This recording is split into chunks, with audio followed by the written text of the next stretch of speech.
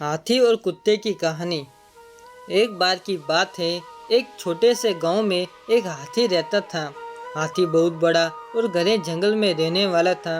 वह किसी से नहीं डरता था और लोगों को अपनी शक्ति का एहसास कराना पसंद करता था। एक दिन गांव में एक कुत्ता भी था। वह कुत्ता छोटा और काफी होशियार था। वह लोगों के यहाँ बच्चों को खुश करने के लिए आया करता था। हाथी और कुत्ता एक दूसरे को पहले नहीं जानते थे, लेकिन एक दिन मिल गए।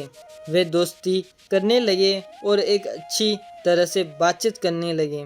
हाथी ने कहा, मुझे बहुत खुशी हुई कि मैं तुम्हें मिला।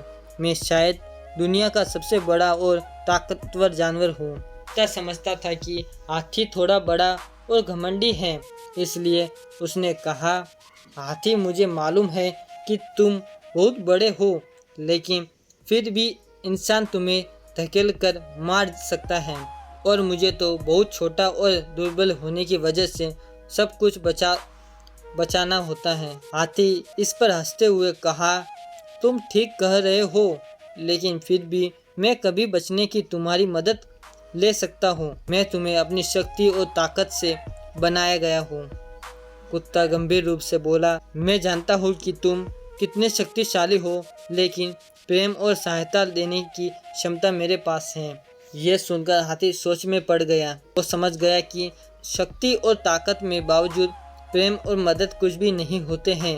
हाथी ने खुद को आजमा कर देखने का फैसला किया।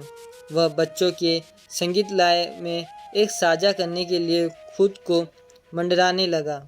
यह देखकर कुत्ता बहुत खुश हुआ और उसने कहा, हाथी, तुमने सबके दिल जीत लिया है। तुम्हारी हमारे गांव में बहुत ज़रूरत थी। यहाँ हमेशा खुशी और प्रेम की कमी महसूस होती थी। हाथी बहुत खुश हो गया क्योंकि उसने समझ लिया था कि हाथी और कुत्ता एक ही गुण रखते हैं, प्रेम और सहायता देने की क्षमता। यह बात हाथी के जीवन की महत्वपूर्ण सीख थी कि शक्ति और ताकत से भी बढ़कर प्रेम और सहायता का महत्व होता है।